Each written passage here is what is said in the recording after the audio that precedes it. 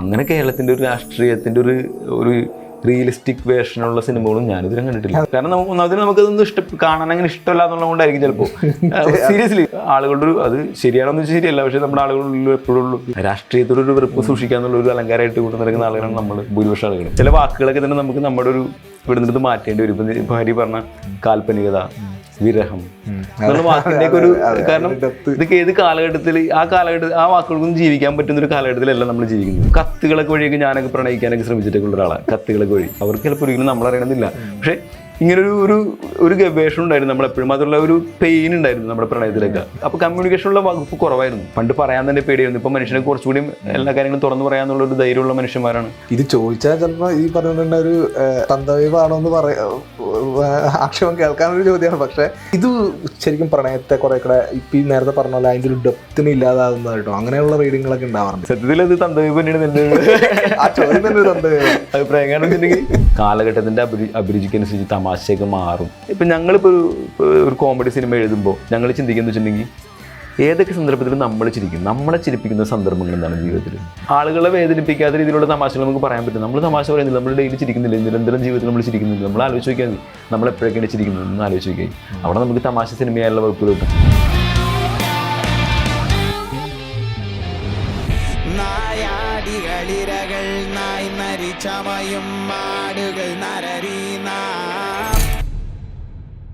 അപ്പോൾ സിനിമയിലേക്കുള്ള അപ്പോൾ അന്ന് ശരിക്കും പറഞ്ഞാൽ നാടകമായിരുന്നു അന്ന് കൂടുതലായി ഒരു ആർട്ട് എന്നുള്ള രീതിയിൽ, ഒരു കല എന്ന രീതിയിൽ, അല്ലെങ്കിൽ കലാപ്രവർത്തനം എന്ന രീതിയിൽ കുറച്ചും കൂടി അടുത്ത് നിൽക്കുന്നൊരു സാധനമായിട്ട് വിചാരിച്ചിരുന്നത് നാടകമായിരുന്നു.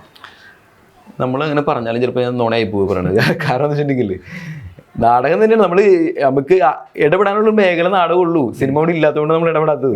സിനിമ നമ്മളെങ്ങനെയാണ് ഇടപെടുന്നത്? നമ്മൾ സിനിമ കാണും ഒരു പ്രേക്ഷകൻ എന്ന നിലയിലാണ് നമ്മൾ കൂടുതൽ സിനിമയോട് ഇടപെട്ടുള്ളത്. അങ്ങനെ നോക്കുമ്പോൾ ഞാനൊക്കെ ഭയങ്കര സിനിമ ഭ്രാന്തനായിരുന്നു. നമ്മൾ എവിടെ ഏത് സ്പേസിൽ നിൽക്കുന്ന സമയത്തും, അല്ലെങ്കിൽ സ്കൂൾ കാലഘട്ടം മുതൽ കുഞ്ഞിലെ മുതൽ, ഇപ്പോൾ പണ്ട് ഞായറാഴ്ചകളിൽ 4 മണിക്ക് ഉണ്ടാവുന്ന സിനിമ പോലെ കണ്ടുകൊണ്ടിരിക്കുന്ന ഒരു ശീലമുണ്ടല്ലോ. സിനിമ കാണാനായിട്ട് എന്ത് ചെയ്യാനായിട്ട് വീട്ടുകാരെ പറ്റിക്കുക, ചെറുപ്പം പോലെ ചിലപ്പോൾ ഒരു കാര്യത്തിന് നന്നായിരിക്കുന്ന പൈസ എടുത്തിട്ട് സിനിമയ്ക്ക് പോവാം. അപ്പോൾ അത് ചെറുപ്പം പോലെ ഉണ്ടായിരുന്നു ഈ ഒരു പരിപാടി. അതെനിക്കും ഇപ്പോഴും ഉണ്ട്. നമ്മൾ സിനിമ കണ്ടുകൊണ്ടിരിക്കുക എന്നുള്ള ആ സിനിമേനോടുള്ളൊരു ഭ്രാന്തുണ്ടല്ലോ, കാണുമ്പോൾ കിട്ടുന്നൊരു സുഖം നമുക്ക്. അത് തന്നെയാണ് ചിലപ്പോൾ നമ്മുടെ സിനിമയിലേക്ക് എത്തിച്ചിട്ടുണ്ടാവും. അപ്പോൾ നാടകത്തിൽ പ്രവർത്തിച്ചുകൊണ്ടിരിക്കുന്ന സമയത്തും നമുക്ക് പ്രവർത്തിക്കാനുള്ള ഒരു സ്പേസ് നാടകമായതുകൊണ്ട് നമ്മൾ നാടകത്തിൽ പ്രവർത്തിക്കുകയും പക്ഷെ ആ സമയത്ത് സിനിമ സ്വപ്നം കണ്ടു പറയാൻ പറ്റില്ല. പക്ഷേ സ്നേഹിച്ചത്, അത് ഏറ്റവും കൂടുതൽ ഇഷ്ടപ്പെട്ടത്, നമ്മൾ ഇഷ്ടപ്പെടുത്തിക്കൊണ്ടിരുന്നത്, നമ്മൾക്ക് ഒരു വിനോദ ഉപാധി എന്നൊക്കെ നിലയിൽ നമ്മുടെ കൂടെ ഉണ്ടായിരുന്നത് സിനിമ തന്നെയാണ്. അതിപ്പോൾ ഞാൻ നിങ്ങൾ ചോദിക്കുന്ന സമയത്താട്ടോ ഇപ്പം എനിക്കത് പറയാൻ പറ്റുന്നത്. അല്ലെങ്കിൽ ഞാൻ അതുപോലും ചിന്തിക്കാത്ത കാര്യമാണ്. പക്ഷേ സിനിമ തന്നെയാണ്. നമ്മുടെ അഭിരുചികളൊക്കെ എല്ലാ കാലത്തും സിനിമ നിർണ്ണയിച്ചിട്ടുണ്ട്. ഇപ്പോൾ നമ്മളിപ്പോൾ ഒരു എഴുത്തുകാരൻ എന്ന രീതിയിൽ ഞങ്ങളിപ്പോൾ ഒരു സിനിമ ചെയ്യുന്ന സമയത്ത്, അല്ലെങ്കിൽ 2 കഥാപാത്രങ്ങൾ സംസാരിക്കുമ്പോൾ അവരെന്ത് സംസാരിക്കണം, അപ്പോൾ അതിനകത്ത് എന്തെങ്കിലും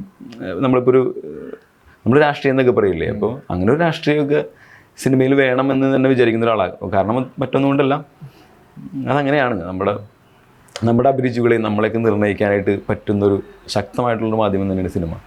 അപ്പോൾ അങ്ങനെ നമ്മളെ നിർണ്ണയിക്കുന്നത് കൊണ്ട് തന്നെ നമുക്ക് ആ മാധ്യമത്തിന് നിർണ്ണയിക്കാൻ പറ്റിക്കഴിഞ്ഞിട്ടുണ്ടെങ്കിൽ അത് നമ്മുടെ ഒരു സമൂഹത്തിനെ നിർണ്ണയിക്കുന്നതിൻ്റെ ഒരു പാർട്ടാണെന്ന് ഞാൻ മനസ്സിലാക്കുന്നത്. അപ്പോൾ കഴിഞ്ഞ ദിവസം വിടുതലൈ കണ്ട സമയത്ത് ഇങ്ങനെ ആലോചിച്ചൊരു കാര്യമാണ്. വളരെ തീവ്രമായ തീക്ഷ്ണമായ രാഷ്ട്രീയ നിലപാടുകൾ സംസാരിക്കുന്ന സിനിമകൾ തമിഴിൽ വരുന്നു. മലയാളത്തിൽ അത് വരുന്നില്ല എന്നല്ല, പക്ഷേ എവിടേക്കോ അത്തരം നിലപാടുകൾ പറയുന്നതിനൊരു ഒരു ബുദ്ധിമുട്ട് മലയാള സിനിമ സമീപകാലത്ത് പുലർത്തി പോരുന്നതായിട്ട് ഫീൽ ചെയ്തിട്ടുണ്ട്. അങ്ങനെ തോന്നിയിട്ടുണ്ട് ഒരു എഴുത്തുകാരൻ എന്ന രീതിയിൽ, അല്ലെങ്കിൽ രാഷ്ട്രീയ നിലപാടുള്ള ഒരു എഴുത്തുകാരൻ എന്ന രീതിയിൽ. ഇപ്പോൾ വിടുതലൈ പോലുള്ളൊരു സിനിമയൊക്കെ തമിഴിൽ ഞാൻ എൻ്റെ സെക്കൻഡ് പാർട്ട് കണ്ടിട്ടില്ല, ഫസ്റ്റ് പാർട്ടൊക്കെ കണ്ടത്. അപ്പോൾ നമുക്കത് കാരണം മനസ്സിലാവും. കാരണം ഒരു നവോത്ഥാനം എന്ന് പറയുന്ന സംഭവമൊക്കെ കേരളത്തിൽ നമ്മൾ മലയാളികൾ ഇപ്പോൾ ചിന്തിക്കുന്നത്, നമുക്ക് പലതരത്തിലുള്ള സദാചാര ബോധങ്ങളും നമ്മൾ ഉള്ളിൽ സൂക്ഷിക്കുന്ന ആളുകൾ കാണരുതെന്ന് വിചാരിക്കുന്ന ഒരുപാട് ദുഷിച്ച ചിന്തകളൊക്കെ മനസ്സിലുണ്ടെങ്കിലും നമ്മളൊരു മുഖം മൂടിയിട്ട് നടക്കാൻ ഉദ്ദേശിക്കുന്ന ആളുകളൊക്കെ തന്നെയാണ് പൊതുവേ. അപ്പോൾ ഇത് നമ്മളിലൊക്കെ നവോത്ഥാനം കുറച്ച് മുമ്പേ സംഭവിച്ചിട്ടുണ്ട്.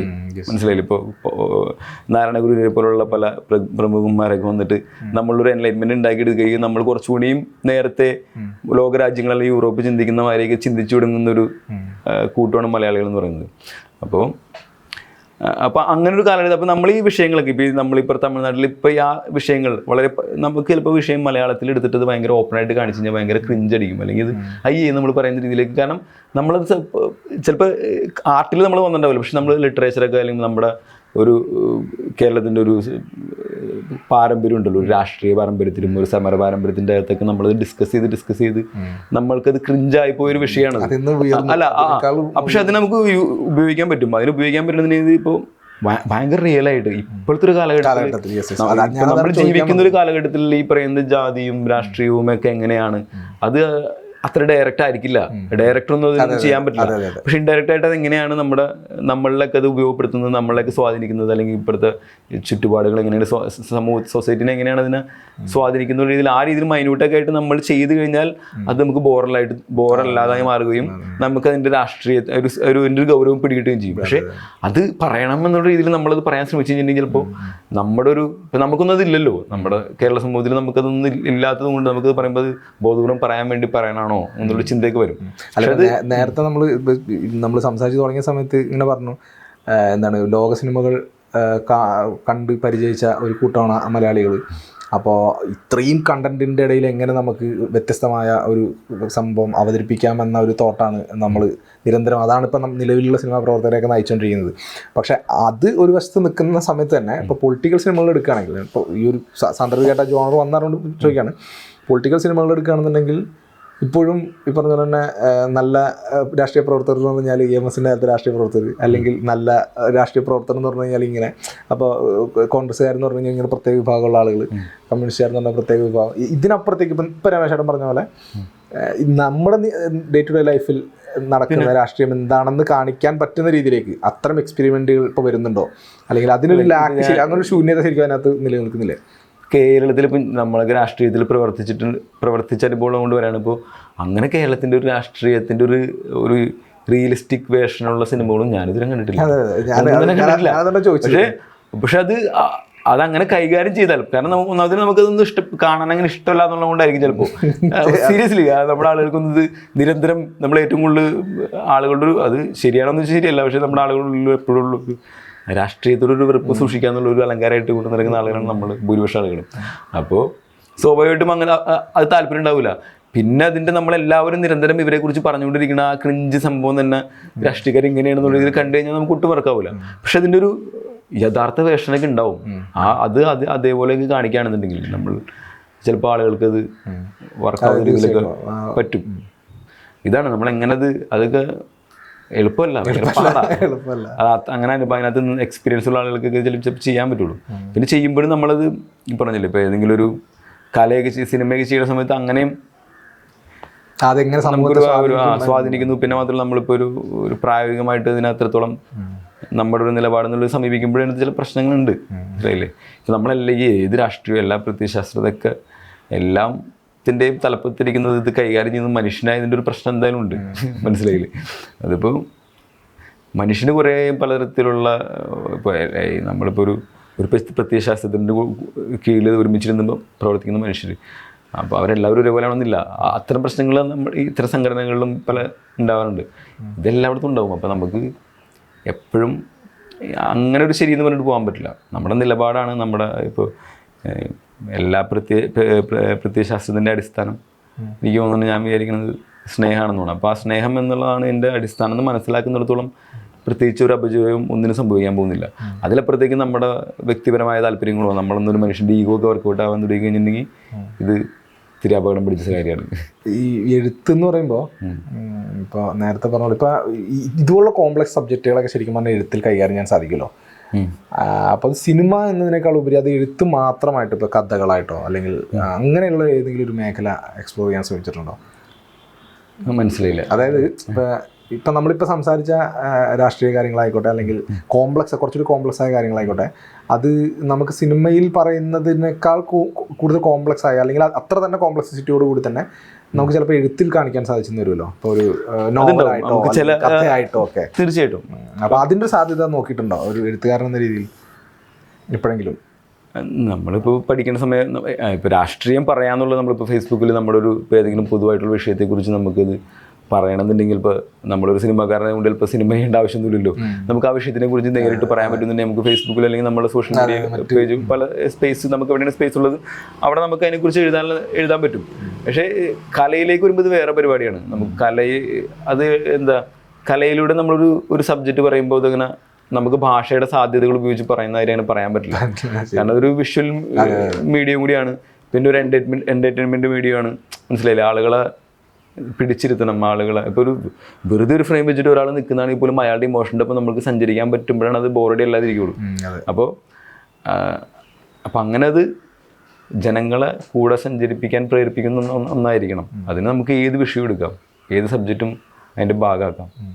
അപ്പോൾ ഈ നേരത്തെ സംസാരിച്ചപ്പോൾ നമ്മളിങ്ങനെ പറഞ്ഞല്ലോ, ഈ കണ്ടൻ്റാണ് ഇപ്പോൾ നിലവിൽ ഇങ്ങനെ ഒരുപാട് കണ്ടൻറ്റുകൾ വന്നുകൊണ്ടിരിക്കുന്നു. അപ്പോൾ പല ജോണറിലുള്ള സിനിമകൾ വന്നുകൊണ്ടിരിക്കുന്നു. അപ്പോൾ ഇപ്പോൾ റീസെൻ്റായിട്ട് എന്താണ് വയലൻസ് ഉള്ള അല്ലെങ്കിൽ ഭയങ്കരമായ തീവ്രമായ വയലൻ്റ് ആയിട്ടുള്ള സിനിമകൾ ഒരുപാട് വരിക. അപ്പോൾ അതിന് മുമ്പാണ് അഡ്വഞ്ചർ ആയിട്ടുള്ള സിനിമകൾ വരിക. അപ്പോൾ ഇങ്ങനെ വിവിധ ജോണറുകൾ വരുന്നതിന് എങ്ങനെയാണ് ഒരു എഴുത്തുകാരൻ അല്ലെങ്കിൽ ഒരു അഭിനേതാവെന്ന രീതിയിൽ അതിനെ പോസിറ്റീവായിട്ടാണ് കാണുന്നത്? സ്വാഭാവികമായിട്ടും എല്ലാ ജോണറുകളും നമ്മൾ ഓരോ മനുഷ്യരും ചിന്തിച്ചുകൊണ്ട് ഇങ്ങനെ സിനിമകൾ ചെയ്തിട്ടിരിക്കുന്നു. ഓരോ ആളുകളുടെ ഇപ്പോൾ നമുക്ക് ഒരേ രീതിയിലുള്ള ഒരു കാര്യം തന്നെ പറഞ്ഞുകൊണ്ടിരിക്കുക എന്നുള്ളതായിരിക്കില്ല. പല നമ്മുടെ മനുഷ്യൻ്റെ പലതരം ഇമോഷൻസ് പറയാന്നുള്ളതാണ്. അപ്പോൾ പിന്നെ ഇപ്പോൾ ഈ വയലൻസ് എന്ന് പറയുന്നത് നമ്മുടെ മനുഷ്യൻ്റെ പൊതുവായിട്ടുള്ള എല്ലാ മനുഷ്യൻ്റെ ഉള്ളിൽ എവിടെയൊക്കെ ഇങ്ങനെ ആരെങ്കിലും കൊല്ലാന്നുള്ളൊരു ചിന്തയുണ്ടെന്ന് തോന്നിയിരിക്കുന്നുണ്ട്. ചെറുപ്പം പോലെ ഉള്ളൊരു സാധനമാണ്. ഇപ്പോൾ അത് പിന്നെ ഒരു കുഞ്ഞിലെ മുതലൊക്കെ നമുക്ക് ഈ സാധനം നമ്മുടെ അച്ഛനൊക്കെ ഒരു സംരക്ഷകനായിട്ടുള്ള ഇപ്പോൾ ചെറുപ്പത്തിലേക്ക് രാത്രി ഉറങ്ങുന്ന സമയത്തൊക്കെ നമ്മുടെ അച്ഛനുണ്ടോ എന്നുള്ള ചിന്തയൊക്കെ വരും. ഒരു സംരക്ഷകൻ എന്നുള്ള രീതിയിൽ നമുക്ക് ഇവിടെ എന്തൊക്കെയോ കുഞ്ഞിലെ മുതൽ ഒരു ഭീതി ഉണ്ടാക്കി തരും നമുക്ക് എല്ലാവർക്കും. ഇവിടെ എന്തൊക്കെയോ ഉണ്ട്, നമ്മൾ ആരെങ്കിലും കൊല്ലാൻ വരും എന്നുള്ളൊരു ചിന്ത, അല്ലെങ്കിൽ നമുക്കൊരു സംരക്ഷകൻ വേണം എന്നുള്ളൊരു ചിന്തയൊക്കെ ചെറുപ്പം പോലെ ഉണ്ടാക്കി തന്നിട്ടുണ്ട്. അപ്പോൾ ഈ ഒരു ബോധം കുഞ്ഞിലെ മുതൽ നമുക്ക് കിടക്കുന്നുണ്ട്. നമുക്ക് ആരെങ്കിലുമൊക്കെ ആക്രമിക്കേണ്ടി വരും, അല്ലെങ്കിൽ ജീവിതത്തിൽ ആരെങ്കിലുമൊക്കെ നമ്മളെ ആക്രമിക്കും. ഈ ഒരു ചിന്ത മനുഷ്യൻ്റെ ഉള്ളിൽ കിടക്കുന്നുണ്ട്. ഇതിൻ്റെയൊക്കെ ഒരു കാരണങ്ങളാണ് പലപ്പോഴും വയലൻസുകളായിട്ട് വരുന്നത്. ഇപ്പം നമ്മൾ കാണുന്ന ഇപ്പോൾ അടുത്ത് കാണുന്ന വയലൻസ് സിനിമ എന്ന് പറയുന്നത് അങ്ങനെയൊക്കെ തന്നെയാണ്. ഇപ്പം കില്ല് എന്ന് പറയുന്ന സിനിമ, കാമുകനും കാമുകിയും ട്രെയിനിൽ വെച്ചിട്ട് കാമുകിനെ കുറേ പേര് വന്നിട്ട് ആക്രമിക്കുന്നു. അപ്പോൾ തിരിച്ചവരെല്ലാവരും കൊന്നുകളയുന്നു. അപ്പോൾ ഇതുണ്ടല്ലോ നമുക്ക് എന്തെങ്കിലുമൊക്കെ സംഭവിക്കുമ്പോൾ നമുക്ക് ഉണ്ടാകുന്നൊരു ഭീതി, അതിനെ അതിജീവിക്കുന്ന ഒരു സാധനം. ഈ പ്രതികാരം എന്നൊക്കെ പറഞ്ഞാൽ നമ്മൾ എന്തുകൊണ്ടാണ് നമുക്ക് ചെയ്യാൻ പറ്റും, റിയൽ ലൈഫിൽ നമുക്ക് ചെയ്യാൻ പറ്റാത്ത കുറേ കാര്യങ്ങൾ ആരൊക്കെ ചെയ്യണ കാണുമ്പോൾ കിട്ടുന്നൊരു ആനന്ദം ഉണ്ടല്ലോ. അത് തന്നെയാണ് നമ്മുടെ എല്ലാ മനുഷ്യൻ്റെ ഉള്ളിൽ വയലൻസ് ഉണ്ട്. അതുകൊണ്ട് നമുക്കത് കാണുമ്പോൾ ഇഷ്ടപ്പെടുന്നത്. അത് കണ്ട് തീരെ ഇഷ്ടപ്പെടാൻ പറ്റാത്ത ആൾക്കാർ വയലൻസ് ആഗ്രഹിക്കാത്ത ആളുകളായിരിക്കും. പല ജോണറുകളുള്ള സിനിമകൾ ചെയ്യണമെന്ന് ആഗ്രഹമുണ്ടോ? അല്ലെങ്കിൽ ഇപ്പം ഞാൻ നേരത്തെ പറഞ്ഞ പോലെ ഗാങ്സ്റ്റർ ആയിട്ടാണല്ലോ ആരംഭിക്കുന്നത്. സ്വാഭാവികമായിട്ടും അത്രയും വയലൻ്റ് ആയിട്ടുള്ള, പക്ഷേ അതേ സമയത്ത് ഈ പ്രേമലു പോലുള്ള പിന്നെ ലൈറ്റ് ഹാർട്ടഡ് ആയിട്ടുള്ള കോമഡി റൊമാൻറ്റിക് കോമഡി സിനിമകൾ വരുന്നുണ്ട്. നമ്മുടെ സർവൈവൽ മൂവീസ് വരുന്നുണ്ട്, അത് ഹിറ്റാകുന്നുണ്ട്. നമുക്കെല്ലാം നമ്മുടെ ജീവിതത്തിൻ്റെ ഭാഗമാണ്. പറഞ്ഞാൽ ഈ ജോണറുകൾ എന്ന് പറയുന്നതാണ് നമ്മുടെ ജീവിതത്തിൻ്റെ പലതരം വശങ്ങളാണ്. നമ്മൾ ഓരോ മനുഷ്യൻ്റെയും പലതരം വശങ്ങളാണല്ലോ ഈ ജോണറുകളായിട്ട് വരുന്നത്. അപ്പോൾ ഇതെല്ലാം നമ്മുടെ ജീവിതത്തിൻ്റെ പാർട്ടായതുകൊണ്ട് നമുക്ക് പ്രേമവും ഇഷ്ടപ്പെടും, പ്രതികാരവും ഇഷ്ടപ്പെടും, തമാശ ഇഷ്ടപ്പെടും, മനസ്സിലായി, യാത്ര ഇഷ്ടപ്പെടും. അപ്പോൾ ഇപ്പോൾ ത്രില്ലറും ഇഷ്ടപ്പെടും. മനസ്സിലായില്ലേ? നമ്മുടെ ജീവിതത്തിൽ നമ്മൾ സഞ്ചരിക്കുന്ന വഴികൾ ഇതൊക്കെ ആയതുകൊണ്ട് എല്ലാ ജോണറുകളും ഇപ്പോൾ ഒരു സിനിമാക്കാരൻ നിലയിൽ ഞങ്ങൾ ചിന്തിക്കുന്നത് നമുക്ക് സിനിമ ചെയ്യാൻ പറ്റുന്നുണ്ടെങ്കിൽ എല്ലാ ജോണറിലും സിനിമ ചെയ്യണം, എല്ലാ ജോണറിലും ചിന്തിക്കണം. മനസ്സിലായില്ലേ? അങ്ങനെയാണ് ആലോചിക്കാറ്. അല്ല, അപ്പോൾ ഈ കോമഡി തമാശ സിനിമകളൊക്കെ പറ്റിയൊക്കെ പറയുമ്പോൾ ഇപ്പോൾ ഒരു സമയത്ത് ഇപ്പോൾ ഈ കാലഘട്ടം മാറുന്നതിൻ്റെ ഒരു ഇമ്പാക്റ്റ് ആയിട്ട് കൂടെ നമുക്ക് വായിച്ചെടുക്കാൻ പറ്റുന്നതാണ്. ഇപ്പോൾ ഈ ഒരു സമയത്ത് ഉണ്ടായിരുന്ന തമാശകളല്ലല്ലോ ഇപ്പോൾ പുതുതായിട്ട് വരുന്ന. അപ്പോൾ പൊളിറ്റിക്കലായിട്ട് സിനിമയിൽ ഒരുപാട് മാറ്റങ്ങൾ ഉണ്ടാകുന്നു, അല്ലെങ്കിൽ ഉപയോഗിക്കുന്ന ഭാഷയിൽ ഒരുപാട് മാറ്റങ്ങൾ ഉണ്ടാകുന്നു. അപ്പോൾ ആ സമയത്ത് ഇപ്പോൾ തമാശയൊക്കെ ചെയ്യുന്ന സമയത്ത്, അല്ലെങ്കിൽ ഒരു ഇത്തരം ഫണ്ണൊക്കെ എഴുതുക അല്ലെങ്കിൽ ക്രിയേറ്റ് ചെയ്യുന്ന ഒരു സമയത്ത് പണ്ടുണ്ടായിരുന്നതിനെ അപേക്ഷിച്ച് കുറച്ചുകൂടി ഒരു ജാഗ്രത പുലർത്തേണ്ട ഒരു സാഹചര്യമൊക്കെ ഉണ്ട്. തീർച്ചയായിട്ടും. അതായത് അപ്പോൾ അത് എങ്ങനെയാണ് അതിനെ ഒരു എഴുത്തുകാരെന്നുള്ള രീതിയിൽ കൂടി അതിനെങ്ങനെയാണ് നോക്കുകയാണ്? ഈ തമാശ എന്ന് നമ്മളിപ്പോൾ ഓരോ കാലഘട്ടത്തിൻ്റെ അഭിരുചിക്കനുസരിച്ച് തമാശയൊക്കെ മാറും. ഇപ്പോൾ നമുക്ക് എത്രത്തോളം തമാശയായിട്ട് തോന്നണം എന്നുള്ള കാര്യങ്ങളൊക്കെ മാറും. ഇപ്പോൾ നമ്മൾ കാലാകാലങ്ങളായിട്ട് തമാശ സിനിമകളായിട്ട് പറഞ്ഞു വെച്ചിട്ടുണ്ടെന്ന കുറേ സിനിമകളുണ്ട് നമ്മുടെ മുമ്പിൽ. ഇതൊക്കെ എന്ത് ബോധപൂർവ്വം ഇതൊരു തമാശ ഉണ്ടാക്കി കളയാമെന്ന് വിചാരിച്ചിട്ട് പറയുന്ന, ഞാൻ പറഞ്ഞപ്പോൾ എല്ലാ സിനിമകളും ഉണ്ടല്ലോ, പഴയതൊക്കെ നമ്മളെ ഒരുപാട് രസിപ്പിച്ചിട്ടുള്ള ഭയങ്കര എന്താ മർമ്മത്തിൽ കൊള്ളുന്ന തമാശകളുള്ള, മർമ്മത്തിൽ കൊള്ളുന്ന നമ്മളെ ചിരിപ്പിക്കുന്ന തമാശ അങ്ങനത്തെ ഒരുപാട് സിനിമകളുണ്ടെങ്കിലും ചില സ്കിറ്റ് ടൈപ്പ് സിനിമകളുണ്ടല്ലോ. ഇപ്പോൾ ഒരു തമാശ പറയാൻ വേണ്ടി പറയാം, അല്ലെങ്കിൽ ചിലപ്പോൾ സ്ത്രീ വിരുദ്ധതകൾ, അല്ലെങ്കിൽ ഒരു സ്ത്രീനെ മോശമായിട്ട് അത്രയും ഒരു അങ്ങനത്തെ ഒരു ഡബിൾ മീനിങ്ങുള്ള ഡയലോഗ് വിളിച്ച് പറയാം. ബോഡി ഷേമിങ് ഇപ്പോൾ ഒരാളെ തടിയാന്ന് വിളിക്കുമ്പോൾ ചിരി വരുന്നിടത്ത് ഇപ്പം ഞങ്ങളിപ്പോൾ ഒരു കോമഡി സിനിമ എഴുതുമ്പോൾ ഞങ്ങൾ ചിന്തിക്കുന്നത് വെച്ചിട്ടുണ്ടെങ്കിൽ ഏതൊക്കെ സന്ദർഭത്തിൽ നമ്മൾ ചിരിക്കും, നമ്മളെ ചിരിപ്പിക്കുന്ന സന്ദർഭങ്ങൾ എന്താണ് ജീവിതത്തിൽ. ഇപ്പം നമ്മളൊരു കൂട്ടത്തിൽ 4 പേര് ഇരുന്നിട്ട് ഒരാളെ ബോഡി ഷെയിം ചെയ്തിട്ട് സംസാരിക്കുന്നത് ചിലപ്പോൾ ചിരിക്കുന്ന ആളുകളായിരിക്കും ചിലപ്പോൾ ഭൂരിപക്ഷവും. പക്ഷെ എനിക്കത് ചിരി വരാത്തിടത്തോളം ഞാൻ അങ്ങനെ ഒരു സാധനം എഴുതില്ല. പക്ഷെ നമ്മൾ ചിരിപ്പിക്കുന്ന സംഭവങ്ങളുണ്ടാവും. അത് നേരത്തെ എന്താ നമ്മൾ സംസാരിച്ച് പറഞ്ഞാൽ ആരെയും ചിലപ്പോൾ വേദനിപ്പിക്കാത്ത എന്ന് വെച്ചിട്ടുണ്ടെങ്കിൽ ഒരാളുടെ എന്താ വംശീയമായിട്ടോ അല്ലെങ്കിൽ ലിംഗപരമായിട്ടോ രാഷ്ട്രീയപരമായിട്ടോ ഒക്കെ എന്താ പറയുക, നമ്മൾ ആളുകളെ വേദനിപ്പിക്കാത്ത രീതിയിലുള്ള തമാശകൾ നമുക്ക് പറയാൻ പറ്റും. നമ്മൾ തമാശ പറയുന്നില്ല, നമ്മൾ ഡെയിലി ചിരിക്കുന്നില്ല, നിരന്തരം ജീവിതത്തിൽ നമ്മൾ ചിരിക്കുന്നില്ല. നമ്മൾ ആലോചിച്ച് നോക്കിയാൽ മതി നമ്മൾ എപ്പോഴൊക്കെയാണ് ചിരിക്കുന്നത് എന്ന് ആലോചിച്ച് നോക്കിയാൽ അവിടെ നമുക്ക് തമാശ സിനിമയായുള്ള വകുപ്പുകൾ കിട്ടും. നമ്മൾ പുറത്തിറങ്ങുമ്പോഴും വീട്ടിൽ അച്ഛനമ്മയോട് സംസാരിക്കുമ്പോൾ, കോളേജിൽ പോകുമ്പോൾ, സ്കൂളിൽ പോകുമ്പോൾ, കടയിൽ സാധനം വാങ്ങാൻ പോകുമ്പോൾ, ഭക്ഷണം കഴിക്കാൻ പോകുമ്പോഴൊക്കെ നമ്മൾ ചിരിക്കുന്ന സന്ദർഭങ്ങൾ എടുത്ത് നോക്കിക്കഴിഞ്ഞാൽ നമുക്ക് മനസ്സിലാവും. ആ സന്ദർഭങ്ങളൊക്കെ മനുഷ്യർ ചിരിക്കുന്ന സന്ദർഭങ്ങളിലൊക്കെ നമുക്ക് ചിരിപ്പിക്കാൻ പറ്റും. പക്ഷേ അവിടെ നമ്മൾ ശ്രദ്ധിക്കേണ്ടതുണ്ട്. കാരണം ഒരു ഭയങ്കര എളുപ്പമല്ല നമ്മൾ. പക്ഷെ അങ്ങനെ വരുമ്പോൾ ഇപ്പോൾ ഈ അഭിനേതാവ് കൂടിയാണല്ലോ, അപ്പോൾ ഇത് എപ്പോഴും ഒരു കോൺഫ്ലിക്റ്റ് സബ്ജക്റ്റ് ആയിട്ട് വരാറുണ്ടല്ലോ. അതായത് ഒരു കഥാപാത്രം പറയുന്ന ഒരു ഡയലോഗ് അത് യഥാർത്ഥത്തിൽ അത് എഴുതിയ ആളുടെയും അത് സംവിധായകൻ്റെയും ഒക്കെ ഒരു സൃഷ്ടിയാണല്ലോ. പക്ഷെ ആ ഡയലോഗ് പറയുന്നതിൻ്റെ പേരിൽ പിന്നീട് ആ കഥാപാത്രം ചെയ്ത ആൾക്ക് ഒരു ബുദ്ധിമുട്ടുണ്ടാവുക, അല്ലെങ്കിൽ അയാൾ വിമർശിക്കപ്പെടുക, വിമർശനങ്ങൾക്ക്, അല്ലെങ്കിൽ ആ ആക്ടർ വന്നിട്ട് ഇനി അത്തരം സിനിമകളുടെ ഭാഗം ഞാൻ ആവില്ല എന്ന് പറയാം. അപ്പം ഇത് രണ്ടും 2 ലെയറിലായിട്ട് നിൽക്കുന്ന വിഷയമാണല്ലോ. അതായത് യഥാർത്ഥത്തിൽ ഈ ഡയലോഗ് പറഞ്ഞത് നടനാണ് പ്രേക്ഷകർ മനസ്സിലാക്കിയത്, എന്നാൽ അത് എഴുതി ഉണ്ടാക്കിയത്, അതിൻ്റെ പ്രോസസ്സ് മുമ്പോട്ട് കൊണ്ടുപോയത് അതിൻ്റെ സംവിധായകനും അതിൻ്റെ റൈറ്ററുമാണ്. അപ്പോൾ ഈ ഒരു കോൺഫ്ലിക്റ്റ് ഒരേ സമയം ഒരു എഴുത്തുകാരനും ഒരേ സമയം ഒരു നടനും ആയിരിക്കുന്ന ഒരാൾക്ക്, അതൊരു നടനെ സംബന്ധിച്ചും ഒരു സംവിധായകനെ സംബന്ധിച്ചും ഭയങ്കര ഒരു ബുദ്ധിമുട്ട്. കാരണം ഒരു നടനെ സംബന്ധിച്ച് നടനെ അതിനെക്കുറിച്ച് ധാരണ ഇല്ലെന്നുണ്ടെങ്കിൽ കുഴപ്പമില്ല. പക്ഷെ അതിനെക്കുറിച്ചിട്ട് ധാരണ, ഇപ്പോൾ ഞാൻ പറയുന്ന ഡയലോഗ് ഇത്തിരി പ്രശ്നം പിടിച്ചതാണെന്ന് ഉള്ള ധാരണയുണ്ട്, എന്നാൽ സിനിമ സംവിധായകൻ്റെയാണ് എന്നുള്ള ചിന്തയുണ്ട്. നമ്മൾ ഇടങ്ങാറായി പോകും. നമ്മളെന്ത് ചെയ്യും? കാരണം സംവിധായകൻ്റെ ഡിസൈനാണ് ആ സിനിമ. ഇപ്പം നമ്മൾ പറയും, നമ്മളിപ്പോൾ ഈ ഒരു വിഷയത്തെക്കുറിച്ച് നമ്മളിപ്പോൾ പ്രേക്ഷകരൊക്കെ ഡിസ്കസ് ചെയ്യുന്ന സമയത്ത് അയാൾക്ക് അഭിനയിച്ചാൽ പോരെ, അയാൾ സംവിധായകൻ പറഞ്ഞാൽ കേട്ടാൽ പോരെ, അയാൾ വലുതാക്കുക, അവൾ അഭിനയിക്കുക എന്നുള്ള അയാളുടെ ജോലി എന്ന് പറയുന്നത്. ഇത് നമ്മളവിടെ ഭയങ്കര കോംപ്ലിക്കേറ്റഡ് ആയിട്ടുള്ള പ്രശ്നമാണ്. ഇപ്പം നമ്മൾ മേക്കേഴ്സാണ്, നമ്മൾ സ്ക്രിപ്റ്റ് റൈറ്റേഴ്സാണ്. ഞാൻ ആ ഭാഗത്തു നിന്ന് ചിന്തിക്കുന്ന സമയത്ത് ഞങ്ങളിത് ചിന്തിക്കും, ഞങ്ങൾ പറയണത് നിങ്ങൾക്ക് കേട്ടാൽ പോരെ. ഇതുവരെ ഞാൻ നടനായിരുന്നില്ലല്ലോ, അപ്പോൾ ആ രീതിയിൽ ഞാൻ ഇതുവരെ ചിന്തിച്ചിട്ടുണ്ട്, നിങ്ങൾക്ക് കേട്ടാൽ പോരെ. പക്ഷെ ഇപ്പോൾ ഒരു നടനാവുന്ന സമയത്ത് ഞാൻ ഇതും കൂടി ചിന്തിക്കുന്നുണ്ട്, ഇങ്ങനെ ഒരു പ്രശ്നമുണ്ടല്ലോ, പ്രശ്നമുണ്ടല്ലോ എന്നുള്ള സാധനം ചിന്തിക്കുന്നുണ്ട്. ശരിക്കും നടൻ നേരിടുന്ന ഒരു വെല്ലുവിളി തന്നെയാണ്. പക്ഷെ അങ്ങനെ പക്ഷെ ആലോചിച്ച് തുടങ്ങിക്കഴിഞ്ഞാൽ നമുക്ക് അതിന് ഒരു അന്ത്യമില്ലല്ലോ യഥാർത്ഥത്തിൽ. കാരണം ശരി, അതിന് അന്ത്യമില്ല, ഇത്രേ ഉള്ളൂ. നടന നമുക്കറിയാം ഇതൊരു ഡയറക്ഷൻ അല്ലെങ്കിൽ സിനിമ എന്ന് പറയുന്നത് നടൻ്റെ മാത്രം ഒരു കാര്യമില്ല എന്നറിയാം. അതൊരു കൂട്ടായ വർക്കാണ്. അയാൾക്ക് അഭിനയിക്കുക ഉള്ള മാത്രമല്ല. ഇപ്പോൾ നടന് ഒരു ക്രൂരമായിട്ടുള്ള ഒരു കാര്യം ചെയ്യുന്ന വെച്ചിട്ട് അയാളല്ലല്ലോ ചെയ്തത്, അയാളുടെ കഥാപാത്രമുള്ളല്ലോ ചെയ്യുന്നത്. അപ്പം അങ്ങനെ മനസ്സിലാക്കാൻ പറ്റുന്ന ഒരു സമൂഹം ഉണ്ടായാൽ മതി ഇവിടെ. അല്ലാതെ അങ്ങനെ ഒരു നടനെ എന്തും ചെയ്യാൻ പറ്റും. അതായത് ഒരു നടന് യഥാർത്ഥത്തിൽ അങ്ങനെ ഒരു ഡിസിഷൻ എടുക്കാൻ സാധിക്കുമോ? അതായത് ഇപ്പോൾ ഇങ്ങനെ ചെയ്ത സിനിമകളുടെ ഭാഗമാകില്ല ഞാൻ, അല്ലെങ്കിൽ ഇങ്ങനെയുള്ള ഡയലോഗുകൾ ഞാൻ പറയില്ല എന്ന്, അത് ഒരു കാര്യം.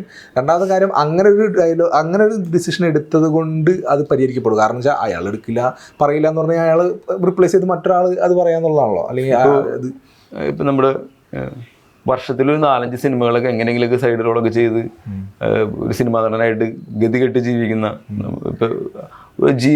അതില്ലാതെ ജീവിക്കാൻ പറ്റില്ലെന്ന് വിചാരിച്ചിട്ട് വളരെ സൈഡായിട്ട് സിനിമകൾ കിട്ടുന്ന ഒരാളെ സംബന്ധിച്ച് അയാൾക്കൊന്നും തീരുമാനിക്കാൻ പറ്റില്ല, മനസ്സിലായില്ലേ? പക്ഷെ അത്യാവശ്യം പ്രിവിലേജ് ഉള്ള ഒരു നടൻ എന്നുള്ള രീതിയിൽ അതിന്റെ ബെനിഫിറ്റ് കിട്ടിയിട്ടുള്ള, സാമ്പത്തികമായിട്ട് ബാക്കപ്പ് ഉള്ള 100 സിനിമകൾ അല്ലെങ്കിൽ സിനിമകൾ ഇങ്ങനെ തിരഞ്ഞെടുത്താൽ മതി എന്നുള്ള ആൾക്ക് ചിലപ്പോൾ അത് പോസിബിൾ ആയിരിക്കും.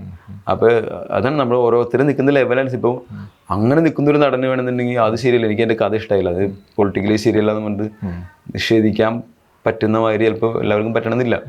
കാരണം ഈ മേഖലയും കൊണ്ട് ജീവിക്കുന്ന ആൾക്കാരാണെന്നുണ്ടെങ്കിൽ ചിലപ്പോൾ ഇത് ഭയങ്കര ബുദ്ധിമുട്ടാണ്.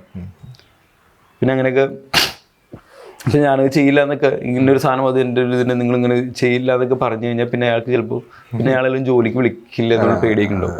അപ്പോൾ സുരക്ഷിതമായിരിക്കുക എന്നുള്ളൊരു ഇതെല്ലാ മനുഷ്യരും ചിന്തിക്കും. ഇപ്പോൾ ന്യൂ ജനറേഷൻ പുതിയ കാലഘട്ടത്തിലേക്ക് വന്നതിന് ശേഷം ഇപ്പോൾ നേരത്തെ പറഞ്ഞ പോലെ എല്ലാ കഥകളും ഇപ്പോൾ പണ്ട് നമ്മൾ കണ്ടിട്ടുള്ള രീതിയിലുള്ള കഥകളാണെങ്കിൽ പോലും ഒരു പുതിയ രീതിയിലാണ് നരേറ്റ് ചെയ്യപ്പെടുന്നത്. ഇത് ശരിക്കും പറഞ്ഞാൽ ഒരു ഒരു ജനറേഷൻ ഗ്യാപ്പ്, ഇപ്പോൾ ജെൻസി എന്നൊക്കെ പറയുന്ന പോലെ ഒരു ജനറേഷൻ, പുതിയൊരു ന്യൂ ജനറേഷൻ അവിടെ ഉദയം ചെയ്ത് വന്നിട്ടുണ്ടെന്നുള്ളത് ശരി തന്നെ. അപ്പം കാൽപ്പനികമായ പഴയ പ്രണയ സങ്കല്പങ്ങളൊക്കെ മാറി കുറച്ചും കൂടി റിയലിസ്റ്റിക് ആയ, കുറച്ചും കൂടി സൗഹൃദവും ഫ്രണ്ട്ഷിപ്പ്, അതായത് സ്ത്രീ പുരുഷന്മാരൊക്കെ ഒന്നിച്ച് യാത്ര ചെയ്യുക, ഒരുമിച്ച് ബൈക്കിൽ ട്രിപ്പ് പോവുക, അങ്ങനെ അതായത് ഒരു എന്താ വളരെ പരിഭാവനമായ ഒരു സംഗതി എന്നതിനേക്കാൾ ഉപരി കുറേ കൂടെ ഫ്രീ ആയിട്ടുള്ളൊരു പ്രണയ സങ്കല്പങ്ങളൊക്കെ ഇപ്പോൾ വന്ന് തുടങ്ങിയിട്ടുണ്ട്. എങ്ങനെയാണ് ഇപ്പോൾ ചില വാക്കുകളൊക്കെ തന്നെ നമുക്ക് നമ്മുടെ ഒരു ഇവിടുന്ന് മാറ്റേണ്ടി വരും. ഇപ്പൊ ഹരി പറഞ്ഞ കാൽപ്പനികത, വിരഹം എന്നുള്ള വാക്കിൻ്റെയൊക്കെ ഒരു, കാരണം ഇതൊക്കെ ഏത് കാലഘട്ടത്തിൽ ആ വാക്കുകൾക്കൊന്നും ജീവിക്കാൻ പറ്റുന്ന ഒരു കാലഘട്ടത്തിലല്ല നമ്മൾ ജീവിക്കുന്നത്. കാരണം ഇപ്പൊ പ്രണയത്തിനൊക്കെ എന്ന് വെച്ചിട്ടുണ്ടെങ്കിൽ ഇപ്പോൾ ഞാനൊക്കെ ഒരു +2 പഠിക്കുന്ന സമയത്തൊക്കെ നമുക്ക് ഫോണൊന്നും, ഒരു ആൻഡ്രോയിഡ് ഫോണൊന്നും ഇല്ല, ചെറിയ ഫോണൊക്കെ ഉള്ളൂ. അപ്പോഴും ചിലപ്പോൾ കത്തുകളൊക്കെ വഴിയൊക്കെ ഞാനൊക്കെ പ്രണയിക്കാനൊക്കെ ശ്രമിച്ചിട്ടൊക്കെ ഉള്ള ഒരാളാണ്, കത്തുകളൊക്കെ വഴി. പിന്നെ ഈ പറഞ്ഞ ഒരു കാമുകിയുടെ ഇപ്പോൾ സ്കൂൾ കഴിഞ്ഞിട്ട് നമുക്ക് കാമുകി ഒന്നും പറയാൻ പറ്റില്ല, നമുക്കൊരു ഇഷ്ടം മാത്രം ഉണ്ടാവുള്ളൂ അവരോട്. അപ്പോൾ അവർ അവരുടെ വീട് അറിയാൻ പറ്റും, അവരുടെ സകല കാര്യങ്ങൾ അറിയാൻ പറ്റും. അവർക്ക് ചിലപ്പോൾ ഒരിക്കലും നമ്മളറിയണമെന്നില്ല. പക്ഷേ ഇങ്ങനൊരു ഒരു ഗവേഷണം ഉണ്ടായിരുന്നു നമ്മളെപ്പോഴും, അതുള്ള ഒരു പെയിൻ ഉണ്ടായിരുന്നു നമ്മുടെ പ്രണയത്തിലൊക്കെ. കാരണം സംസാരിക്കാൻ പറ്റില്ല, നമ്മളിങ്ങനെ ഇമാജിൻ ചെയ്ത് കൂട്ടുന്നൊരു അവിടെയൊക്കെ വിരഹത്തിനും ഈ പറഞ്ഞ ഒരു കാൽപ്പനികതയ്ക്കുള്ളൊരു നമ്മൾ എഴുതും. ഞാൻ കുറേ കവിത എഴുതിയിട്ടുണ്ട് ചിലപ്പോൾ ഈ പ്രണയത്തിന്റെ സമയത്തൊക്കെ. അപ്പോൾ കമ്മ്യൂണിക്കേഷനുള്ള വകുപ്പ് കുറവായിരുന്നു, കാണാൻ, സംസാരിക്കാൻ. അപ്പോൾ നമുക്ക് നമ്മുടെ ഉള്ളിൽ അത്രയധികം സംസാരിക്കാനുള്ള വിഷയങ്ങളൊക്കെ കവിതകളായിട്ടും പ്രണയങ്ങൾ ഈ വിരഹമായിട്ടും ഒക്കെ നമ്മളിങ്ങനെ പ്രണയത്തിന് ആ ഒരു തലം ഉണ്ടായിരുന്നു. പക്ഷെ ഇന്ന് അങ്ങനെയല്ല, അതിൻ്റെ ആവശ്യമില്ല. നമുക്കിപ്പോൾ ഒരാളുടെ ഇഷ്ടം തോന്നുന്നത് നമുക്ക് പരസ്പരം പണ്ട് പറയാൻ തന്നെ പേടിയായിരുന്നു. ഇപ്പം മനുഷ്യനെ കുറച്ചുകൂടി എല്ലാ കാര്യങ്ങളും തുറന്നു പറയാന്നുള്ളൊരു ധൈര്യമുള്ള മനുഷ്യന്മാരാണ്. വേണമെങ്കിൽ സംസാരിക്കാം. മൊബൈലിൽ ഇപ്പം തന്നെ ഒരുപാട് സോഷ്യൽ മീഡിയ പ്ലാറ്റ്ഫോമുകളുണ്ട്, ഇതൊക്കെ നമുക്ക് ഉപയോഗിക്കാം. മനസ്സിലായില്ലേ? പെട്ടെന്ന് കമ്മ്യൂണിക്കേറ്റ് ചെയ്യാൻ പറ്റും. ഇത് ചോദിച്ചാൽ ചിലപ്പോൾ ഈ പറഞ്ഞിട്ടുണ്ട ഒരു എന്താ പറയുക, തന്തവൈവാണോ എന്ന് ആക്ഷേപം കേൾക്കാനൊരു ചോദ്യമാണ്. പക്ഷെ എന്നാലും ഇത് ശരിക്കും പ്രണയത്തെ കുറെ കൂടെ ഇപ്പം ഈ നേരത്തെ പറഞ്ഞ പോലെ അതിൻ്റെ ഒരു ഡെപ്തിന് ഇല്ലാതാകുന്ന കേട്ടോ, അങ്ങനെയുള്ള റീഡിങ്ങുകളൊക്കെ ഉണ്ടാവാറുണ്ട്. ഇത് വെറുതെ സത്യത്തിൽ അത് തന്തവൈവ് തന്നെയാണ് എൻ്റെ ആ ചോദ്യം തന്നെ ഒരു തന്തവൈവ് അഭിപ്രായം. കാരണം വെച്ചിട്ടുണ്ടെങ്കിൽ ഇതൊക്കെ ഇപ്പം ഞാൻ മനുഷ്യൻ്റെ ഒരു സ്വഭാവമാണ്. നമ്മുടെ കാലഘട്ടം സൂപ്പറായിരുന്നു, എല്ലാ മനുഷ്യരുടെ ഒരു കാലഘട്ടം. ഇപ്പം ഞാനൊക്കെ പോലും നമ്മളൊക്കെ പോലും അങ്ങനെ പറയുന്നുണ്ടെങ്കിൽ നമ്മുടെ കുഴപ്പമാണത്. ഞങ്ങളുടെ കാലഘട്ടം എന്താ അടിപൊളിയായിരുന്നു, അന്ന് ഇങ്ങനെയായിരുന്നു. ഇപ്പോൾ അത് പിള്ളേരെ കണ്ടില്ല, ഇവരൊക്കെ കച്ചറകളാണെന്ന് പറയുന്ന സാധനം. അത് എല്ലാ കാലഘട്ടത്തിലും ഉണ്ടാവും, അതൊരിക്കലും മാറുന്നില്ല. പക്ഷേ അതാണ് ഇപ്പോൾ നമ്മുടെ തന്തവൈബ് എന്ന് പറയുന്ന സംഗതി. പക്ഷെ അങ്ങനെയല്ല ശരിക്കും. എല്ലാ കാലഘട്ടത്തിലും ഈ പ്രശ്നങ്ങളും നല്ലതും ചീത്തയൊക്കെ ഉണ്ട്, ഇതിനെ നമ്മൾ വേർതിരിച്ച് കാണുക എന്നുള്ളിടത്താണ് മനസ്സിലാക്കുക. അതായത് ഇത്രേ ഉള്ളൂ. ഞാൻ പറഞ്ഞില്ല, കമ്മ്യൂണിക്കേഷൻ ഇല്ലായ്മയായിരുന്നു നമ്മളെ അത് തീവ്രമാണെന്ന് തോന്നിപ്പിച്ചത്. കമ്മ്യൂണിക്കേഷൻ വന്നുകൂടി ഇത്രയൊക്കെ ഉള്ളൂ. ഇപ്പൊ നമുക്ക് രണ്ട് വ്യക്തികൾക്ക് പരിചയപ്പെട്ട് വേണമെന്നുണ്ടെങ്കിൽ സംസാരിച്ച്, ഇപ്പം ഞാൻ ഈ പണി എന്ന് പറഞ്ഞ സിനിമ കഴിഞ്ഞപ്പോൾ അതിനകത്ത് മറ്റേ സാഗറിന്റെ കാമുകയായിട്ട് ചെയ്ത കുറേ ട്രോളുകളൊക്കെ ഉണ്ട്. ഒരു 4 ദിവസം പ്രേമം, ഒരു മാസത്തെ പ്രേമല്ലേ ഉള്ളൂ, 4 weeks. അപ്പോഴേക്കും ഇവരെല്ലാം ഇത് ഞാൻ ചോദിക്കട്ടെ, ഇതിപ്പോ നമ്മുടെ ഒരു സദാചാര ബോധത്തിന്റെ അടുത്ത് നിന്നിട്ട് നമ്മൾ സംസാരിക്കുന്ന വിഷയമാണ്. ഇപ്പൊ പണ്ടത്തെ അറേഞ്ച്ഡ് മാരേജുകളെ കുറിച്ചൊക്കെ ആലോചിക്കുക, ഒരു നമ്മൾ ബഹുഭൂരിപക്ഷം ഇപ്പൊ ഇന്ന് ജീവിക്കുന്ന ആളുകൾക്ക് ആലോചിക്കുക, ഒരു പരിചയം ഉണ്ടാവില്ല. വീട്ടുകാരും തീരുമാനിച്ചു കല്യാണം കഴിച്ച് അന്ന് തന്നെ സെക്സും ചെയ്യും, ചിലപ്പോൾ ഒരു 3 മാസം ഇപ്പോൾ ഒരു പ്രഗ്നന്റ് ആവുകയും ചെയ്യും. ഞാൻ പറയാണ്. അപ്പൊ ഇതൊന്നും അപ്പൊ ഈ പ്രശ്നങ്ങളൊക്കെ എന്തുണ്ടായിരുന്നു അവിടെ നമ്മൾ മനുഷ്യന് വില കൊടുത്തിട്ടില്ല എന്നുള്ളതാണ്. അങ്ങനത്തെ ഒരു സ്ത്രീയോ ഇതൊക്കെ ഒരു ചടങ്ങ് പോലെ ഒരു പരമ്പരാഗതമായിട്ട് നമ്മൾ പിന്തുടരുന്ന കാര്യങ്ങൾ പോലെ ഇങ്ങനെ ചെയ്തു, ആചാരം പോലെ ചെയ്തു പോകുന്നു. അവിടെ നമ്മൾ ഇമോഷൻ ശ്രദ്ധിച്ചിട്ടില്ല, നമ്മളൊക്കെ ഇപ്പോഴും ശ്രദ്ധിക്കാൻ തുടങ്ങി. അതൊരു തരം കള്ളത്തരാണെന്ന് ശരിക്കും പറഞ്ഞു കഴിഞ്ഞാൽ. എല്ലായിടത്തും ഉണ്ട് ഇതൊക്കെ. പിന്നെ എന്താണ് കമ്മ്യൂണിക്കേറ്റ് ചെയ്യാൻ പറ്റുമെന്നുള്ളതാണ്. നമ്മൾ പഴയ പ്രണയത്തിന്റെ തീവ്രത പറയുന്ന സമയത്ത് നമുക്ക് അത്രയും വളരെ കുറച്ച് കമ്മ്യൂണിക്കേഷൻ ഉണ്ടാവുള്ളൂ. ചിലപ്പോൾ അന്ന് നമ്മളൊരു 6 മാസം എടുത്ത് അല്ലെങ്കിൽ 6 വർഷം എടുത്ത് പറഞ്ഞ കാര്യം ചിലപ്പോൾ നമുക്ക് വേണമെങ്കിൽ ഇന്ന് ഒറ്റ ദിവസം കൊണ്ട് രാവിലെ 24 മണിക്ക് ഫോണിൽ സംസാരിച്ചാൽ ആ ബന്ധം ഉണ്ടാക്കാം. അവിടെ ബന്ധമില്ലാന്നും പറയരുത്, പിന്നെ വെയിറ്റ് ചെയ്തിരിക്കേണ്ട ആവശ്യമില്ലല്ലോ. അതെ. ഇപ്പൊ നേരത്തെ ഈ വയലൻസിന്റെ കാര്യമൊക്കെ പറഞ്ഞ സമയത്ത് തന്നെ ഈ ഇപ്പോൾ മാറി വരുന്ന സങ്കല്പങ്ങളുടെയൊക്കെ ഭാഗമായിട്ടും ഒക്കെ വായിച്ചെടുക്കാവുന്ന ഒരു സംഗതിയായിട്ട് പറഞ്ഞത് ഇപ്പം പുരുഷന്മാരുടെ സൗഹൃദം കുറേ കൂടെ രസകരമായിട്ട് പോർട്രേ ചെയ്യപ്പെട്ടിട്ടുള്ള സിനിമകൾ 2024 ഇറങ്ങിയ സിനിമകൾ എന്ന് പറയുന്ന കൂട്ടത്തിൽ ആൺ ഗ്യാങ്ങുകളുടെ ഒരു വേറെ തന്നെ രീതിയിലുള്ള പോർട്രേലുകൾ കുറച്ചുകൂടി രസകരമായി വന്നിട്ടുള്ള ഒന്നായിട്ടാണ് പണീനെ കാണിച്ചിട്ടുള്ളത്. അതായത് ഇവർ തമ്മിലുള്ള ഒരു ബന്ധം, ഒരു വളരെ റൂത്ത്ലെസ് ആയ ക്രിമിനൽസ് ആയിരിക്കെ തന്നെ ഇവർ തമ്മിലൊരു കെമിസ്ട്രി ഉണ്ട്. ക്രൈം ആൻഡ് പാർട്ട്ണർ എന്നൊക്കെ പറയുന്ന പോലെ രണ്ടുപേരും തമ്മിലൊരു ബന്ധമുണ്ട്. ഈ ഗാങ്സ്റ്റേഴ്സ് ആയിട്ടുള്ള ആളുകൾ തമ്മിൽ പരസ്പരം അങ്ങനെയുള്ള ഒരു ബന്ധമുണ്ട്. അപ്പോൾ ഇത് കുറേ കൂടെ ഇപ്പം സ്ത്രീപക്ഷത്തു നിന്നുകൊണ്ട് സിനിമയെ കാണാനുള്ളൊരു ശ്രമങ്ങൾ ഒരു സൈഡിൽ ധീരമായി നടക്കുന്ന സമയത്ത് തന്നെ പുരുഷപക്ഷത്തു നിന്നുകൊണ്ട് അല്ലെങ്കിൽ ആൺ സൗഹൃദങ്ങളെ തന്നെ പഴയ പാറ്റേണുകളിൽ നിന്നും അല്പം മാറി അല്ലെങ്കിൽ വേറൊരു ടൈപ്പ് ഓഫ് ഡിഫറെൻറ്റ് ട്രീറ്റ്മെൻറ്റിൽ സമീപിക്കാൻ പറ്റുന്ന രീതിയിലുള്ള സിനിമകൾ അതിലൊരു സിനിമ എന്നുള്ള രീതിയിൽ പണിയെയും അടയാളപ്പെടുത്തി കാണാൻ പറ്റുമോ? അല്ലെങ്കിൽ അങ്ങനെയുള്ള പരീക്ഷണങ്ങളൊക്കെ നിലവിൽ വരുന്നതിൽ ആശാവഹമായിട്ട് സാധനമായിട്ട് നമുക്ക് പറയാൻ പറ്റും. നമ്മൾ നിരന്തരം മാറ്റങ്ങളുള്ളൊരു മേഖല, അതിപ്പോൾ ടെക്നിക്കലി ആയാലും കഥ പറയുന്ന രീതിയായാലും നിരന്തരം മാറ്റങ്ങൾ സംഭവിച്ചുകൊണ്ടിരിക്കുന്ന ഒരു മേഖലയാണ്. ഇതേ മാറ്റങ്ങൾ തന്നെ നമ്മുടെ സമൂഹത്തിൽ ഉണ്ടാകുന്നുണ്ട്. ഇപ്പോൾ ഹരി പറഞ്ഞ ഇമോഷൻസും തമ്മിലൊക്കെ ഈ മാറ്റങ്ങൾ ഉണ്ടാകുന്നുണ്ട്. മനുഷ്യൻ്റെ ബന്ധങ്ങൾ തമ്മിലുള്ള കാര്യങ്ങളിലൊക്കെ വേരിയേഷൻസ് സംഭവിക്കുന്നുണ്ട്. സ്വാഭാവികമായിട്ടും നമ്മളിപ്പോൾ തുടർന്ന് സിനിമ കാലാകാലങ്ങളായിട്ട് പറഞ്ഞു എന്നൊരു രീതിനെ പെട്ടെന്ന് ചിലപ്പോൾ ബ്രേക്ക് ചെയ്യാനായിട്ട് ആൾക്ക് പറ്റില്ല. പക്ഷേ ബ്രേക്ക് ചെയ്തുകൊണ്ടിരിക്കുന്നുണ്ട് പല രീതിയിലും. അപ്പോൾ അങ്ങനത്തെ ഒരു മാറ്റം എന്തായാലും ഉണ്ടാവും സ്വാഭാവികമായിട്ടും. ലോക സിനിമകൾ കാണാനുള്ളൊരു എക്സ്പോഷർ ആളുകൾക്ക് കിട്ടി തുടങ്ങിയതിനെ പറ്റിയൊക്കെ നമ്മളിപ്പോൾ സംസാരിച്ചില്ല. ഇത് ഈ പറഞ്ഞ കോവിഡ് കാലഘട്ടമൊക്കെ ഇതിനകത്ത് ഭയങ്കരമായിട്ട് സ്വാധീനിച്ചു. കാരണം വെച്ചാൽ ആ സമയത്ത് ഓൺലൈൻ ആയിട്ടുള്ള ഡിജിറ്റൽ ചാനലുകളോട് നമ്മൾ കൂടുതലായിട്ട് അടുക്കുന്നു. ഈ പറഞ്ഞ പോലെ എന്താണ് വെബ് സീരീസ് നമ്മൾ ഒരുപാട് കാണുന്നു. കേരളത്തിൽ തന്നെ വെബ് സീരീസിന് ഒരുപാട് ഫാൻസ് ഉണ്ടാവുന്നു. Game of Thrones, Breaking Bad ഒന്നും കാണാത്ത ആളുകളില്ലാത്ത അവസ്ഥയിലേക്ക് പോകുന്നു.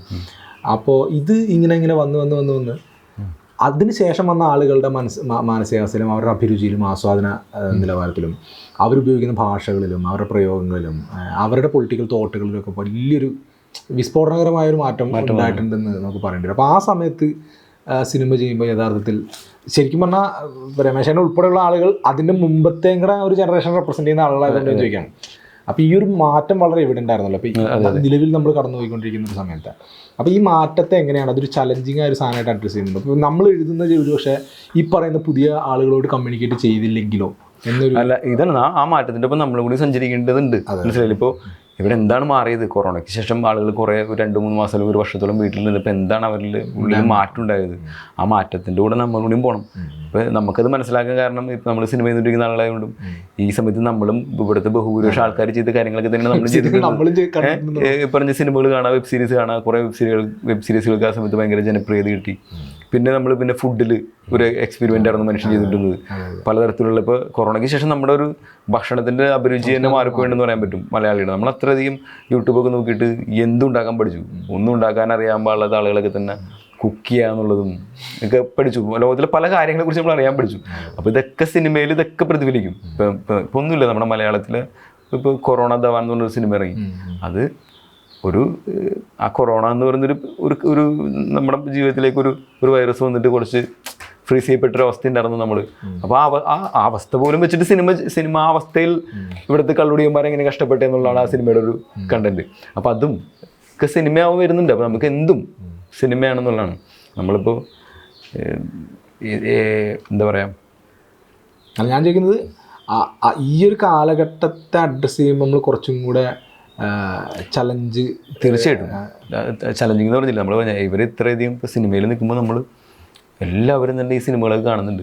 ഇപ്പോൾ മലയാളത്തിലേക്ക് ഇപ്പോൾ കൊറോണ കാലഘട്ടത്തിൽ മാത്രമല്ല നമ്മളിപ്പോൾ ഒരു സിനിമ ഡിസ്കഷൻ നടക്കുന്ന ഒരുപാട് സോഷ്യൽ മീഡിയ പ്ലാറ്റ്ഫോമുകളൊക്കെ പോയി കഴിഞ്ഞാൽ നമുക്ക് അറിയാൻ പറ്റും.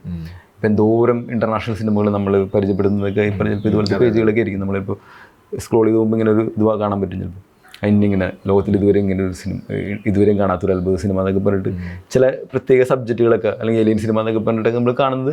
അപ്പോൾ നമ്മളിപ്പോൾ ഒന്ന് അട്രാക്ട് ചെയ്യും. അപ്പോൾ ഇത് ഈ കാലഘട്ടത്തിൽ കൊറോണ കാലഘട്ടത്തിൽ നമ്മൾ അത്രയധികം നമുക്ക് സമയം ഉണ്ടായതുകൊണ്ട് നമ്മൾ ഏകദേശം താല്പര്യമുള്ള മലയാളികൾ അത്രയധികം കണ്ടിട്ടുള്ളത് കൊണ്ട് ഇത് ഭയങ്കര വെല്ലുവിളി തന്നെയാണ്, ഭയങ്കര സ്ട്രഗിളിങ് തന്നെയാണ്. കാരണം ഈ അഭിരുചിയുള്ള ആളുകളായിരിക്കും നമ്മുടെ ഒരു സിനിമ കാണുക എന്നുള്ളൊരു ബോധ്യമുണ്ട്.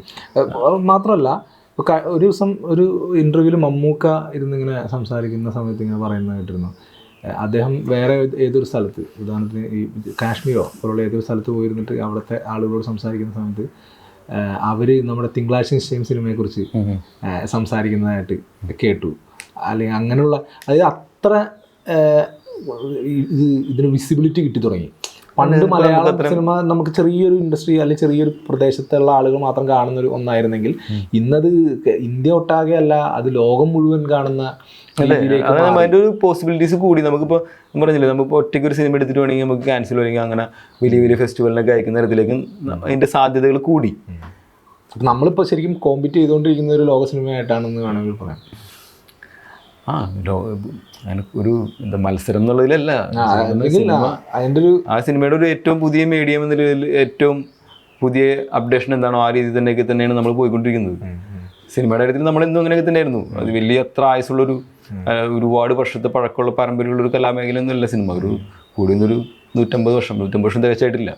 ചിലപ്പോൾ അത്ര ഉണ്ടാവുള്ളൂ സിനിമയുടെ ഒരു ഇത് പറയുന്നത്. പക്ഷേ അതിൻ്റെ ഇടയിൽ അത്രയധികം പരിവർത്തനങ്ങൾ, അത്രയധികം മാറ്റങ്ങൾ ഇപ്പോഴും സംഭവിച്ചുകൊണ്ടിരിക്കുന്ന നിരന്തരം. ഇപ്പോൾ AI പോലുള്ള ടെക്നോളജി ഒക്കെ വന്നപ്പോൾ നമുക്ക് ഇതൊന്നും ഇല്ലാതെ ചിലപ്പോൾ നടന്മാരും ഇല്ലാതെ സിനിമ ചെയ്യാൻ പറ്റുന്ന ഒരു സാഹചര്യത്തിലേക്ക് നമ്മൾ എത്തിക്കഴിഞ്ഞു.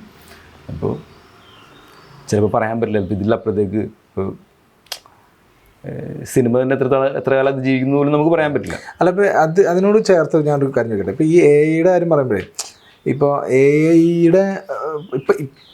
AI ഉയർത്തുന്ന വെല്ലുവിളികളെ സംബന്ധിച്ച് ഇപ്പോൾ ഹോളിവുഡിലൊക്കെ ഉൾപ്പെടെ സമരങ്ങളൊക്കെ നടന്നുകൊണ്ടിരിക്കും, അങ്ങനെ പ്രശ്നങ്ങളുണ്ടാകും. ഇത് ഉയർത്തുന്ന ഒരു പ്രശ്നമായിട്ട് പൊതുവിൽ ചൂണ്ടിക്കാണിക്കപ്പെടുന്നത് ഈ നേരത്തെ പറഞ്ഞ പോലെ കണ്ടൻറ്റിൻ്റെ ഒരു ആഴം നഷ്ടപ്പെടുന്നതാണ്. അതായത് പണ്ട് ആയിരുന്നെങ്കിൽ എല്ലാം മനുഷ്യനിർമ്മിതമായിരുന്നു എന്ന് പറയുന്ന സമയത്ത് ഇപ്പോൾ നിങ്ങൾക്ക് കാൽക്കുലേറ്റ് ചെയ്യേണ്ട, നിങ്ങൾക്ക് ഒരു സ്ക്രിപ്റ്റ് എഴുതണ്ട, അതിൻ്റെ ഒരു സാധനം AI ഉണ്ടാക്കി തരും എന്ന് പറയുന്ന ഇതാണ്. അപ്പം ഹ്യൂമൻ കണ്ടൻറ്റ് ഇതിൽ നിന്ന് വളരെയധികം നഷ്ടപ്പെട്ടു പോകുന്ന ഒരു കാലഘട്ടത്തിലേക്കാണ് വരുന്നത്. അപ്പോൾ ഈ ഒരു ടെക്നോളജിക്കൽ എവല്യൂഷൻ നടക്കുന്ന സമയത്ത് ഈ ഹ്യൂമെയിൻ ആയ സാധനങ്ങൾ സിനിമയിൽ നിന്നും ഇല്ലാതായി പോകും, അല്ലെങ്കിൽ പൊതുവിൽ ആർട്ടിൽ നിന്നും ഇല്ലാതായി പോകുന്നതിൻ്റെ നമുക്ക് ഇത് ഭയങ്കര ചോദിച്ചൊരു വളരെ പ്രധാനപ്പെട്ട ചോദ്യമാണ്. പക്ഷേ നമുക്ക് എങ്ങനെ അതിനെ ഹാൻഡിൽ ചെയ്യണം എന്നുള്ളതിനെ കുറിച്ച് ഇത് ഈ പറഞ്ഞാൽ ഈ ടെക്നോളജി ഉണ്ടാക്കിയെടുത്ത ആളുകൾക്ക് പോലും അറിയണമെന്ന് എനിക്കറിയില്ല കേട്ടോ. കാരണം നമ്മുടെ ഒരു മനുഷ്യൻ്റെ ഒരു ശേഷി എവിടെ ഒന്നുമില്ലാത്ത മാതിരി പോകുന്നൊരു സംഭവം ഇവിടെ ഉണ്ട്. പിന്നെ മാത്രമല്ല അത്രയും ജനസംഖ്യ ഇവിടെ ഉണ്ട്. അല്ലെങ്കിൽ കുഴപ്പമുണ്ടായിരുന്നില്ല, നമുക്ക് വേറെ കുറേ കാര്യങ്ങളൊക്കെ ചെയ്യായിരുന്നു. പക്ഷേ അപ്പോൾ നമ്മൾ ഇതുവരെയും ഇത്തരം കാര്യങ്ങളിലൊക്കെ ജോലി എടുത്തിട്ടുണ്ടെന്ന മനുഷ്യൻ ഇനി എന്ത് ചെയ്യുന്നുള്ളൊരു ചോദ്യമുണ്ട്. ഇപ്പോൾ തിരക്കഥയിൽ പോലും മറ്റേതൊരാളുടെ ഒരു ക്രിയേറ്റീവ് ആയിട്ടുള്ളൊരു സംഭവം നമുക്കിപ്പോൾ കുറച്ച് കണ്ടന്റുകൾ പറഞ്ഞു കൊടുത്ത് ഇനി സ്ക്രിപ്റ്റ് എഴുതി തരാനായിട്ട് ഈ ടെക്നോളജി ഉള്ള സമയത്ത് ഇവിടെ ഒരു എന്താ പറയുക യാഥാർത്ഥ്യം അതാണ്. അല്ലെങ്കിൽ ഇതൊന്നും കണ്ടെത്താൻ പറ്റാത്ത തരത്തിൽ കോംപ്ലിക്കേറ്റഡ് ആയിക്കൊണ്ടിരിക്കുകയാണ്. പക്ഷെ ഇത് നമുക്കിതിങ്ങനെ എടുത്ത വഴിക്ക് ഇതൊക്കെ ഭയങ്കര അപകടമാണെന്ന് പറയാൻ പറ്റുമോ എന്നുപോലും അറിയാൻ പാടില്ല. കാരണം വന്നു കഴിഞ്ഞു പിന്നെ ഇതിനപ്പുറത്തേക്ക് ഇതിനെ മറികടക്കാൻ എന്തെങ്കിലും വരുമോ അറിയില്ല. അതായത് സിനിമ അടിസ്ഥാനപരമായി ഒരു സാമ്പത്തികമോ അല്ലെങ്കിൽ ഒരു വിപണന ഉപാധി കൂടിയാണല്ലോ. ഒരു വിപണിയെ കൂടെ മുൻനിർത്തിക്കൊണ്ട് നിർമ്മിക്കപ്പെടുന്നതും വിറ്റഴിക്കപ്പെടുന്നതുമായിട്ടുള്ളൊരു ഉൽപ്പന്നമാണല്ലോ. അപ്പോൾ ഇത് പഴയ കാലത്തെ അപേക്ഷിച്ച് ഇപ്പോൾ ഇപ്പോൾ ടെക്നോളജിക്കൽ റവല്യൂഷനൊക്കെ വന്നതിന് ശേഷം ഇത് കുറച്ചുകൂടി ഡീസെൻട്രലൈസ്ഡ് ആയിട്ട് ഉണ്ട് എന്ന് നമുക്ക് പറയാൻ പറ്റുള്ളൂ. അത് പഴയ പോലെയല്ല, ആർക്കും എത്തിപ്പെടാൻ പറ്റുന്ന ആക്സസിബിലിറ്റി വർദ്ധിക്കുകയും വിതരണത്തിനുള്ള സാധ്യതകൾ വർദ്ധിക്കുകയും. അപ്പോൾ ഒരു മോഡേൺ കാലഘട്ടത്തിലുള്ള സിനിമ ഈ പറഞ്ഞ ഏതെങ്കിലും ഒരു വിഭാഗത്തിന് മാത്രം കൈയടക്കി വെക്കാൻ പറ്റുന്ന, അല്ലെങ്കിൽ കുത്തകയാക്കി വെക്കാൻ പറ്റുന്ന, അല്ലെങ്കിൽ സ്വാധീനിക്കാൻ പറ്റുന്ന ഒന്നല്ലാത്ത കുറച്ചുകൂടി ജനകീയമായി, കുറച്ചുകൂടി ജനപ്രിയമായി എന്ന് നമുക്ക് പറയാൻ പറ്റും. തീർച്ചയായിട്ടും. അതെന്ന് വെച്ചിട്ടുണ്ടെങ്കിൽ ഹരി ചോദിച്ച ചോദ്യത്തിൽ തന്നെ എല്ലാം ഉണ്ട്, ജനപ്രിയമായിട്ടുണ്ട്. കാരണം പ്രാപ്യമാണ് ഇപ്പോൾ. പിന്നെ എൻ്റെ ഒന്നും പറഞ്ഞില്ല, ഇപ്പോൾ ബിസിനസ് കാര്യങ്ങളൊക്കെ ഇപ്പോൾ എല്ലാത്തിൻ്റെ അടിസ്ഥാനം ഈ പറഞ്ഞ സാമ്പത്തിക മൂലധനം തന്നെയാണ്. അപ്പോൾ സിനിമ എന്ന് പറയുന്നത് സംബന്ധിച്ചിടത്തോളം അത്രയും